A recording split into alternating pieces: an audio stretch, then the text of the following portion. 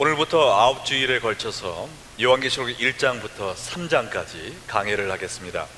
일반적으로 많은 교회들이 요한계시록을 가르치고 설교하는 것을 꺼려하고 있습니다. 그 이유는 요한계시록을 도무지 풀 수 없는 수수께끼로 쌓여있는 어렵기만 한 책으로 인식을 하기 때문에 그렇고요. 또한 잘못 해석했다가는 비성서적인 종말론을 주장하는 이단과 같이 될까봐 걱정하기 때문에 그런 것 같습니다. 그래서 요한계시록은 많은 성도들이 가장 두려워하는 성경이 되었습니다. 물론 계시록에 여러 상징적인 표현이 있고 해석과 이해가 난이한 부분이 있지만, 그러나 계시록도 하나님의 감동으로 쓰여진 성경 중에 하나임을 믿으십니까? 그렇다면 요한계시록을 포함한 모든 성경은 디모데후서 3장 16절로 17절에 나와 있는 것 같이 하나님의 감동으로 된 것으로 교훈과 책망과 바르게 함과 의로 교육하기에 유익한 것입니다. 또한 하나님의 사람으로 온전하게 하며 모든 선한 일을 행할 능력을 갖추게 하기 위해서 하나님이 주신 말씀인 것입니다.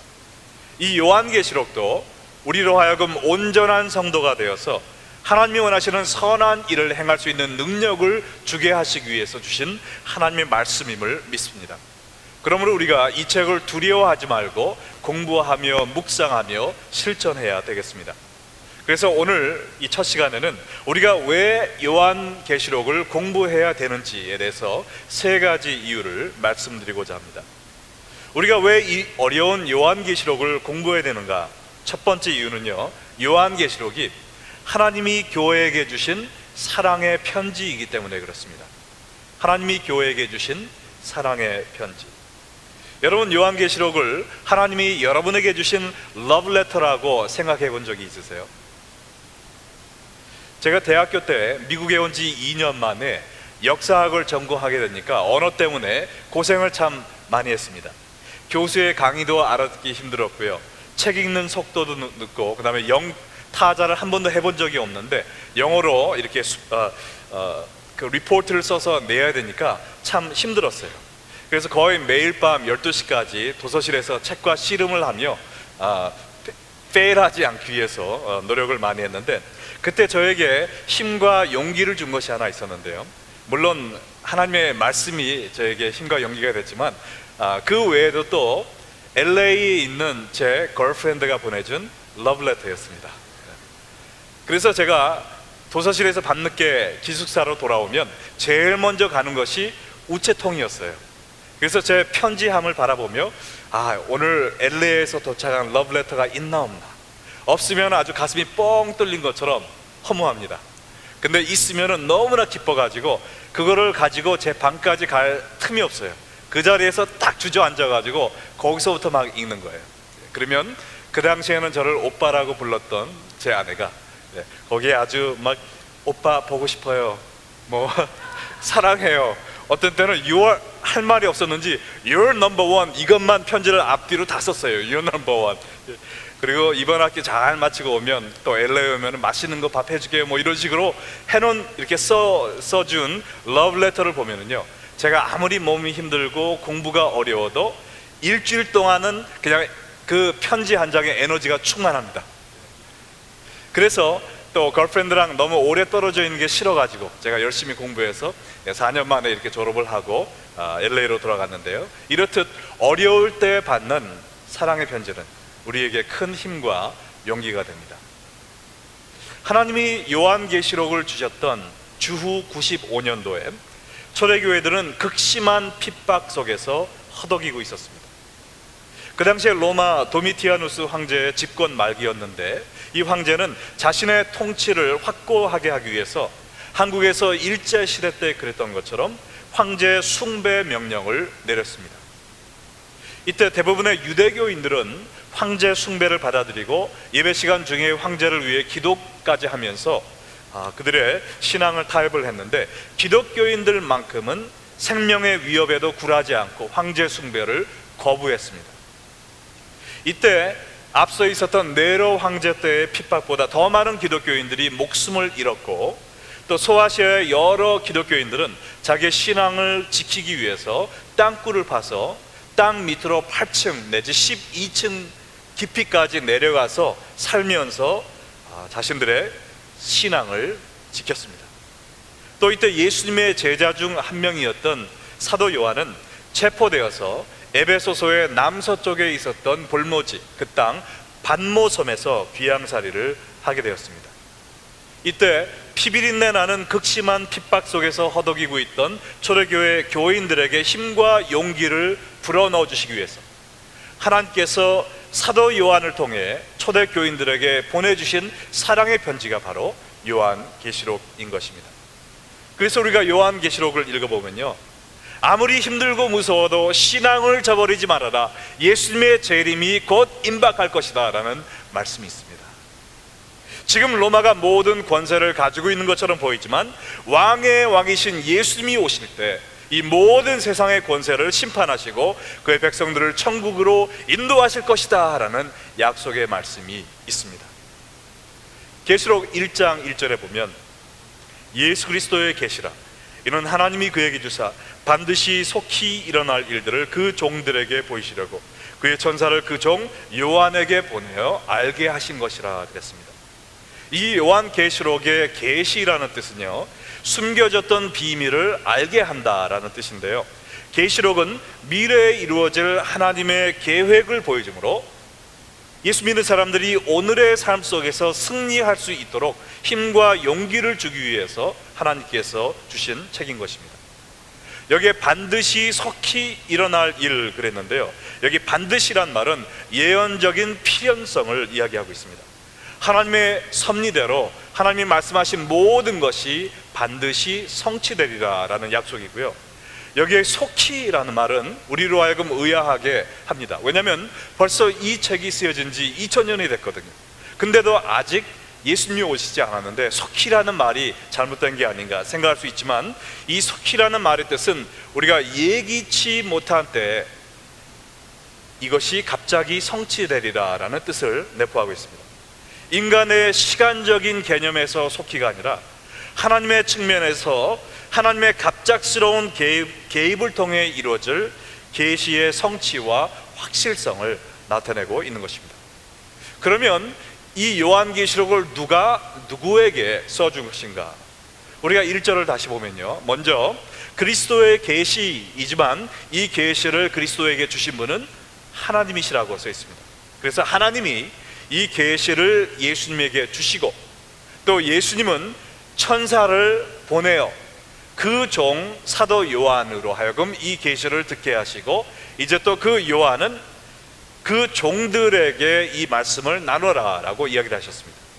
그러면 하나님, 예수님, 천사, 사도 요한으로 종들에게까지 이 계시를 전해주기를 원하셨는데, 이 종들은 누구냐 보면 요한계시록 1장 4절 전반부에 보면요, 요한은 아시아에 있는 7교회에게 편지하노니 그랬습니다.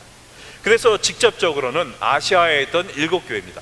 그래서 여러분이 생각하시기에 옛날에 아시아에도 이렇게 하나님이 편지를 쓰셨구나, 한국인가 일본인가 중국인가 생각하실 수 있지만, 우리가 생각하는 아시아가 아니고요, 그 당시 로마 제국에 여러 주가 있었는데 그 중에 하나가 소아시아라는 주가 있었습니다. 지금 현재 터키에 있는 지역입니다. 그래서 그곳에 있는 7교회에게 이 편지를 전달을 했는데, 이 반모섬에서 배를 타고 이 터키로 가면은 에베소가 있거든요. 그 에베소에서 북쪽으로 가면 서머나 교회와 버가모 교회가 있습니다. 거기서 동남쪽으로 가면 두아디라, 사데, 빌라델비아, 라오디게아, 이렇게 7교회가 여기에 나온 순서대로 그 로마 시대에 있었던 그 메인 스트리트를 따라서 위치해 있었다고 합니다. 근데 이 편지는 그 소아시아에 있었던 7교회들에게만 보내진 편지는 아니었습니다. 왜냐하면 그 소아시아에 수많은 교회들이 있었는데 지금 있는 터키에 있는 교회들보다 그 당시에 기독교 교회들이 더 많이 있었다고 그래요. 근데 왜 7교회만 보냈느냐 하면은 이 7이라는 숫자는 완전을 의미합니다. 그래서 그 7교회가 대표하는 모든 초대교회의 교회들에게 보내신 말씀이시고요, 그뿐만 아니라 미래에 존재하게 될 모든 온 세상의 교회들에게 하나님이 주신 말씀입니다. 그러므로 이 요한계시록은 1세기를 살던 사람뿐만 아니라 21세기를 사는 우리에게도 해당이 되는 말씀임을 믿으시기 바랍니다. 자, 오늘날에도요, 많은 성도들이 원수 마귀가 주는 핍박과 유혹 속에 살고 있습니다.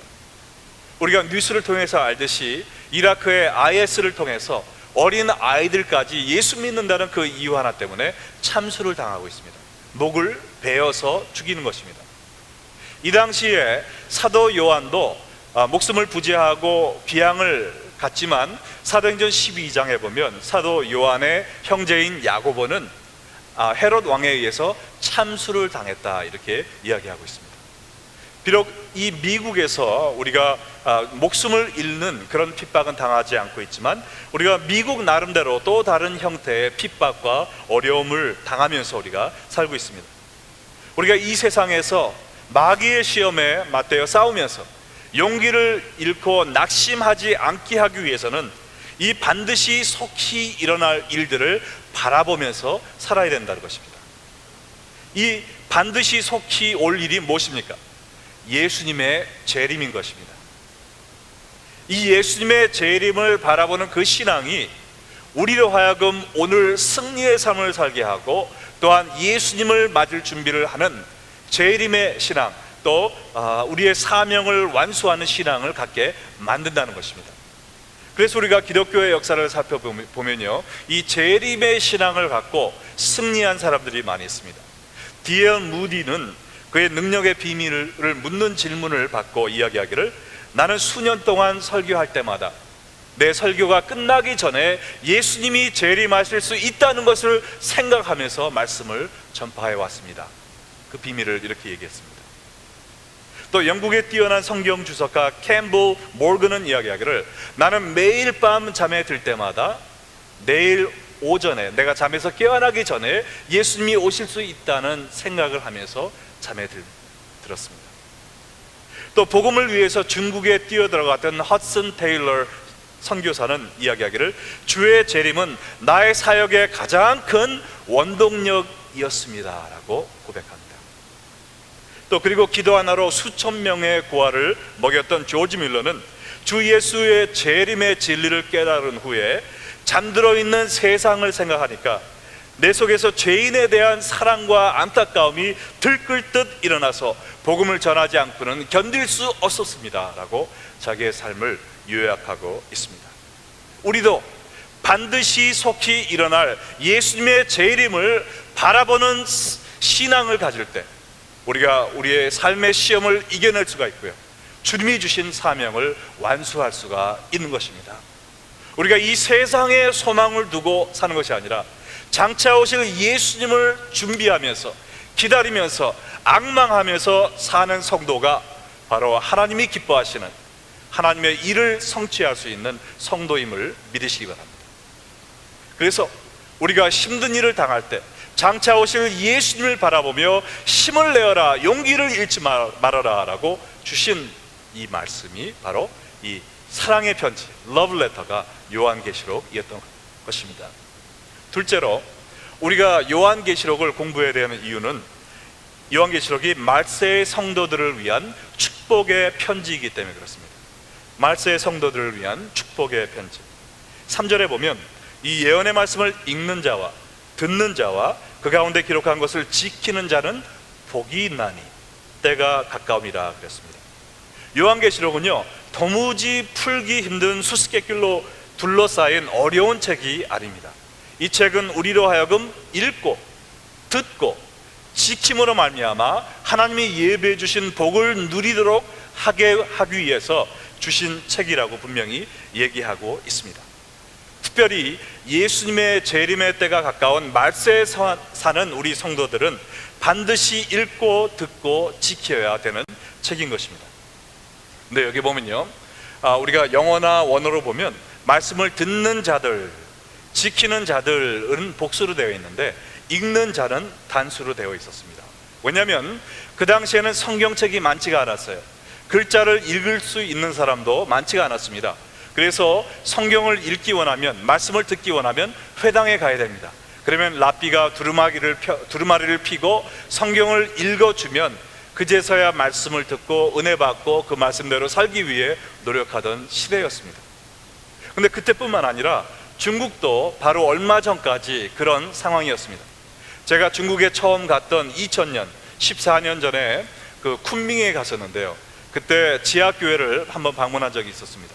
그때 작은 방에 들어갔더니 할머니들이 한 30명이 거기에 어깨에 어깨를 맞대고 옹기종기 모여 앉아 있었어요. 그 중국 문화혁명 때 생명을 잃은 순교한 목사님의 사모님이 몇십 년 동안 인도하던 그런 지하교회였는데요, 성경이 거기에 하나밖에 없었습니다. 그래서 이 할머니들이 말씀을 듣기 위해 다 모이면 그 사모님이 이 때가 묻은 성경을 펴서 말씀을 읽기 시작합니다. 설교도 없어요. 마이크도 없습니다. 성경 하나밖에 없어요. 이 말씀을 펴고 읽을 때 그 말씀을 듣는 할머니들이 눈물을 주르륵 흘리면서 아멘 아멘 하면서 말씀을 받는 걸 보고 제가 너무나도 큰 도전과 은혜를 받았습니다. 우리는 말씀의 홍수 속에 살고 있습니다. 집에 가면 우리가 성경이 한 권, 두 권이 아니라 여러 권들을 다 갖고 있습니다. 라디오만 켜도 설교가 흘러나옵니다. 인터넷에 들어가면 모든 교회들의 설교를 다 들을 수가 있고 성경을 공부할 수가 있고, 또 우리 교회 오면은 제자 훈련과 성경 공부와 여러 가지 큐티집 새벽 이슬까지 포함해서 말씀을 탐구하고 묵상하고 지킬 수 있는 그런 기회가 많이 있음에도 불구하고 현대를 사는 많은 사람들이 말씀을 읽지도 않고 듣지도 않고 지키지도 않고 있습니다. 그렇기 때문에 하나님이 예비해 두신 그 축복의 삶을 살지 못하고 있습니다. 그렇기 때문에 우리를 서 있는 자도 넘어뜨리게 하려고 눈에 불을 켜고 달려드는 마귀의 유혹을 이겨낼 힘이 없습니다. 우리가 말씀을 읽고 듣고 지키지 않는다면 이 말세 생활에 승리의 삶을 살 수가 없는 것입니다. 우리가 마지막 예수님이 오셔서 심판하실 때 우리가 책망과 꾸중을 들어도 누구에게 블레임할 수가 없어요.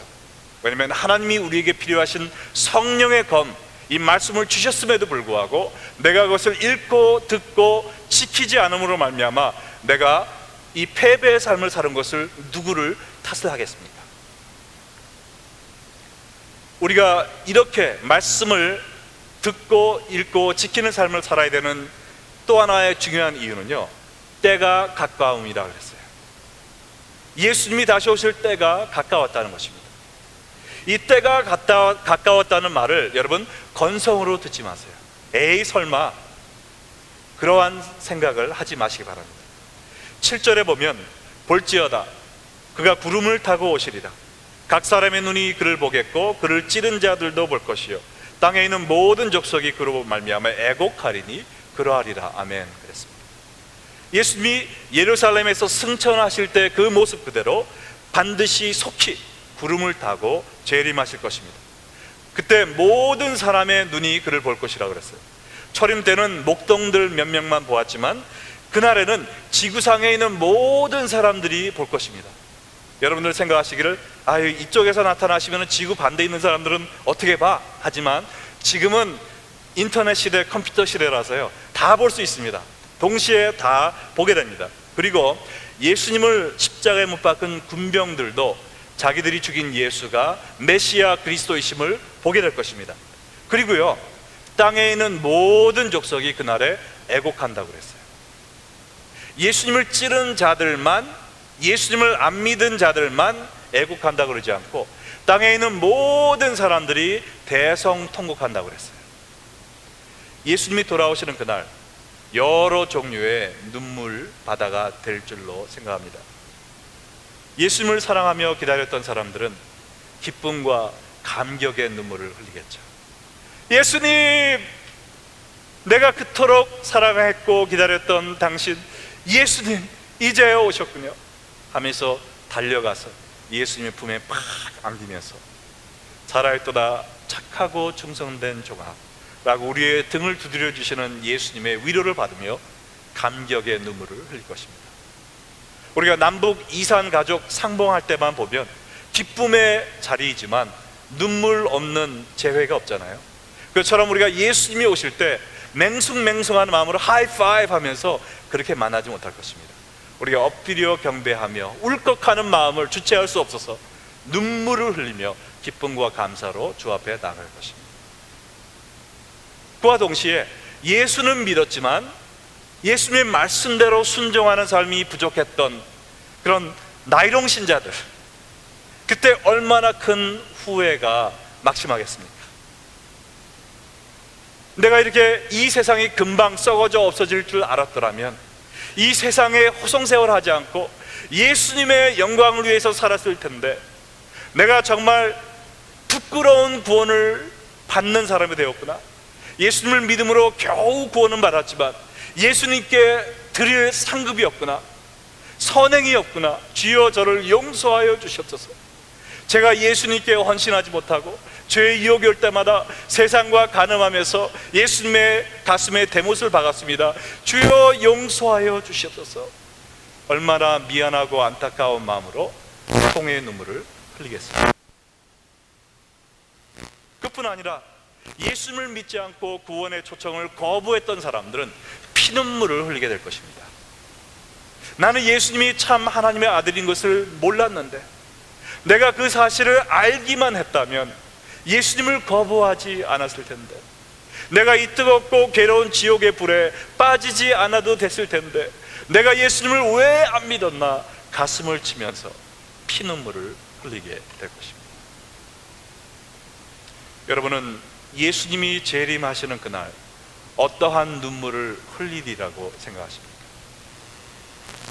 기쁨과 감격의 눈물을 흘리며 예수님께 뛰어가서 그 품에 안길 자신이 있으십니까?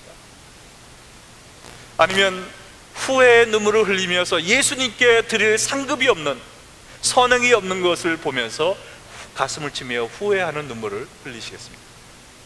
아니면 아직 예수님을 믿지 못해서 구원의 반열에 들지 못해 지옥 불에 들어가는 피눈물 흘리는 그러한 경험을 하시리라 생각합니다. 말세 성도들을 위한 축복의 편지입니다. 말씀을 읽고 듣고 지킴으로 말미암아 예수님의 사랑과 축복 안에 사는 사람들은 예수님이 다시 오시는 그날 기쁨과 감격의 눈물을 흘리며 예수님의 품 안으로 뛰어들 수가 있습니다. 예수님 오시는 그날을 준비하기 위해서, 그날까지 축복의 삶을 누리기 위해서 말씀을 건성으로 보지 마시고요, 정말 하나님이 원하시는 이 말씀을 사랑하는, 말씀대로 사는 그러한 삶을 사시기 바랍니다. 이번 수요일부터 우리 제자학교 가을 학기가 시작됩니다. 나는 바빠서 이번에는 안 할래, 너무 힘들어서, 너무 피곤해서 핑계대지 마시고요, 하나님의 말씀을 읽고 듣고 지킬 수 있는 기회입니다. 아무리 힘드셔도 이거를 먼저 프라이어리티로 삼으시고요, 성경 공부도 하시고, 제자 훈련 하는 분들은 계속 하시고, 저희 교회에서 매달 편찬하는 새벽 이슬, 이거 한 권 만드는데 엄청난 시간이 들어갑니다. 여러분을 위해서 수많은 시간을 투자해서 이 큐티집을 만들고 있습니다. 여러분들 이것을 꼭 구입하셔서 날마다 말씀을 통하여 살아계신 예수님을 만나고 그 말씀을 읽고 듣고 지키면서 하나님의 축복을 누리고 또 다시 오실 예수님을 기쁨으로 맞이하는 여러분 되시기를 주님의 이름으로 축원합니다. 우리가 요한계시록을 읽어야 되는 두 가지 이유 말씀드렸습니다. 첫째는 하나님이 교회에게 주신 사랑의 편지이기 때문에 그렇습니다. 두 번째는 말세의 성도들에게 주신 축복의 편지예요. 세 번째는 그리스도의 영광을 엿볼 수 있는 은혜의 편지입니다. 그리스도의 영광을 엿볼 수 있는 은혜의 편지.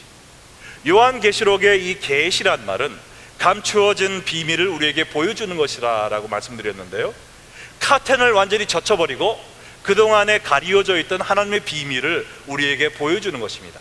자, 그러면 그 비밀이 무엇인가? 요한계시록을 둘로 요약을 하면요, 바로 2절에 나와 있습니다. 요한은 하나님의 말씀과 예수 그리스도의 증거, 곧 자기가 본 것을 다 증언하였느니라 그랬죠. 요한계시록은 장차 이루어질 하나님의 예언의 말씀만 기록된 책이 아닙니다. 그보다 더 중요한 것은 영광 중에 거하시는 예수 그리스도를 우리에게 보여주는 책인 것입니다. 예수님이 자기 자신에 대해서 증거하고 계신 거예요. 하나님의 말씀뿐만 아니라 우리는 땅에서 힘없이 십자가에서 돌아가신 예수님만 보았지만 영광 중에 거하는 하나님의 아들, 그 예수님을 우리가 요한계시록을 통해서 보게 된단 말입니다. 그러면 우리가 요한계시록을 공부할 때 앞으로 언제 무슨 요일날 몇 월 며칠에 이런 일이 일어나겠지 하면서 예언만 따지고 있으면 우리가 중요한 것을 놓친다는 것입니다. 하나님이 하신 예언뿐만 아니라 그 예언의 말씀을 선포하시는 예수 그리스도의 영광을 바라봐야 된다는 것이죠. 우리가 요한계시록을 공부할 때 우리가 애카데믹하게 공부하는 마음으로 그냥 계산서 들고 이렇게 두드리면서 언제 뭐가 있나 그런 마음 자세로 공부하는 게 아니고요, 영광 중에서 정말 큰 물소리와 같은 음성으로 우리에게 말씀하시는 예수님을 바라보고 그 앞에 납작 엎드려서 경배하는 것이 올바른 자세입니다. 이 다니엘서도 보면 영광 중에 나타난 예수님을 바라보고 다니엘이 넙죽 엎드려져서 죽은 자처럼 됐다고 그랬습니다. 우리가 다음 주에 보겠지만 이 사도 요한도 예수님의 영광을 보고 엎드려져서 죽은 자처럼 되었다고 그랬어요.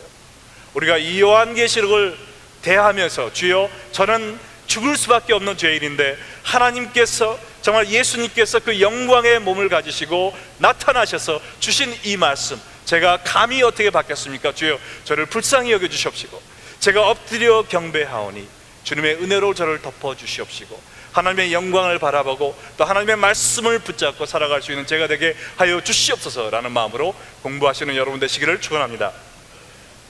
그래서 우리가 요한계시록 1장 4절부터 쫙 보면은요, 요한계시록에 삼위일체에 대해서 나와 있습니다. 4절부터 보면 먼저 성부 하나님에 대해서 나와 있죠. 이제도 계시고 전에도 계시고 장차 오실 이와 8절에 똑같은 말이 나와 있습니다. 알파와 오메가라. 이제도 있고 전에도 있고 장차 올 자요. 좀 복잡하지만 영어로 하면 더 깨끗한 것 같아요. Who is and who was and who is to come. 예수님이 전에도 계셨고 지금도 계시고 앞으로도 오실 온 역사를 주관하시는 이 알파 오메가가 예수님이란 뜻으로 표현된 데도 있고 여기서는 하나님을 지금 묘사하는 단어로 지금 사용이 됐습니다. 그래서 하나님은 역사의 시작이시며 역사의 끝이신 역사를 주관하시는 분이시다. 이 하나님에 대해서 설명이 나와 있고요. 그 다음에 4절 후반부에 보면은 성령 하나님에 대해서 나와 있는데 그의 보좌 앞에 있는 7영과 그랬습니다. 왜 성령님을 7영이라고 그랬을까요? 성령님이 여러 가지의 사역을 하시는 것을 의미한다라고 이야기할 수도 있겠습니다.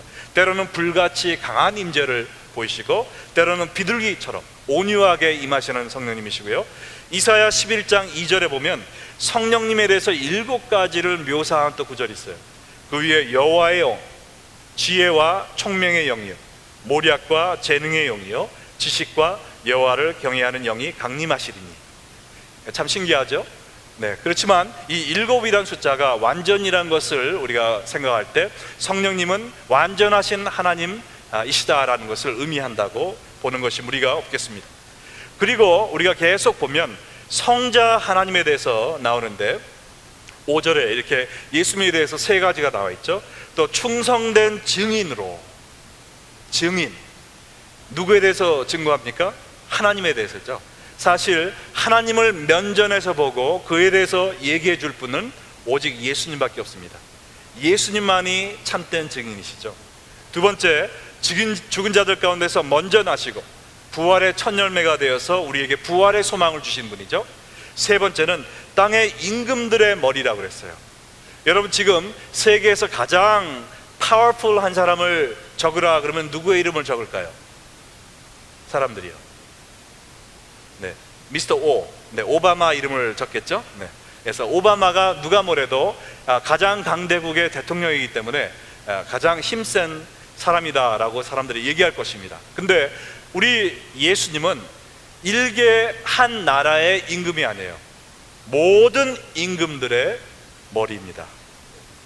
지금 대통령들은요, 그냥 사람들이 얼마나 막 씹잖아요. 예, 마음대로 막 욕하고 그 땅에 막 떨어졌습니다. 그 권위가. 근데 이 당시의 임금은요, 이렇게 하면 살고 이렇게 하면 죽는 거예요. 그런 모든 임금들의 임금이 되시는 전지전능하신 예수님의 모습에 대해서 이야기를 하고 있습니다. 그런 후에 삼위일체에 대해서 이야기한 후에 예수님께 영광 드리는 모습으로 오늘의 본문이 끝납니다. 5절 하반절로 7절에 보면 우리를 사랑하사 그의 피로 우리 죄에서 우리를 해방하시고 그의 아버지 하나님을 위하여 우리를 나라와 제사장으로 삼으신 그에게 영광과 능력이 세세토록 있기를 원하노라. 아멘. 우리가 예수님께 영원토록 영광과 존귀와 찬양을 드려야 되는 이유가 무엇입니까? 왜냐하면 우리 예수님은 우리를 사랑하시되 그의 피를 십자가에서 다 쏟으셔서 그의 피로 말미암아 우리의 죄를 용서해 주시기까지 우리를 사랑하셨기 때문입니다.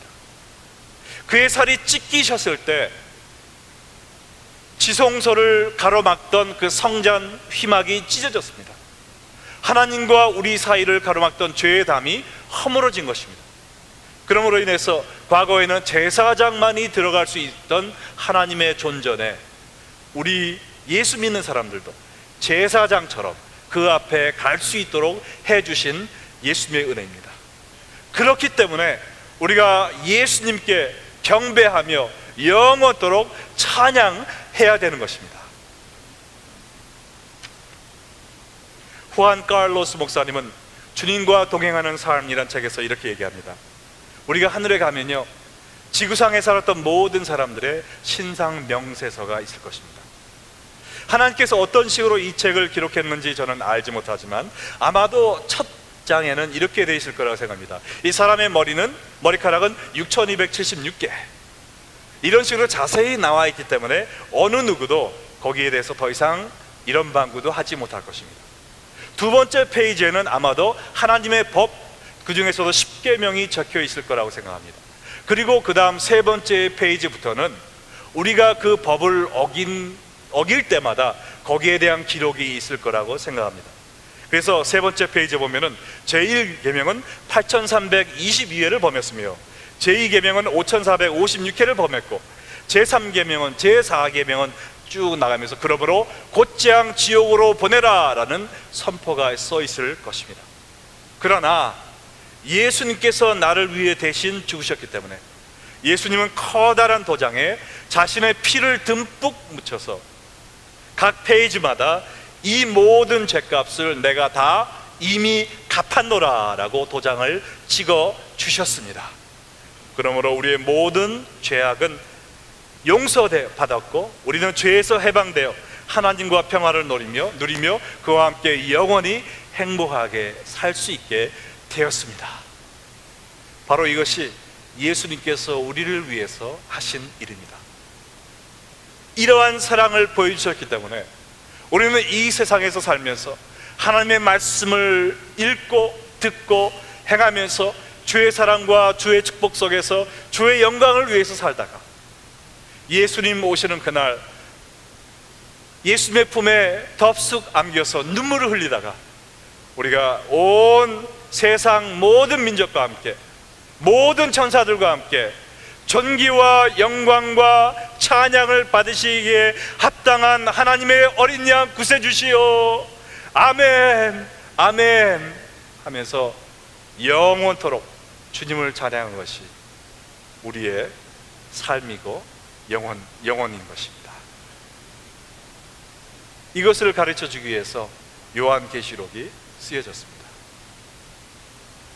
우리를 향해 주신 하나님의 사랑의 편지, 이 말세지 말에 승리하며 살라고 주신 축복의 편지, 또 놀라우신 그리스도의 영광을 엿볼 수 있는 은혜의 편지.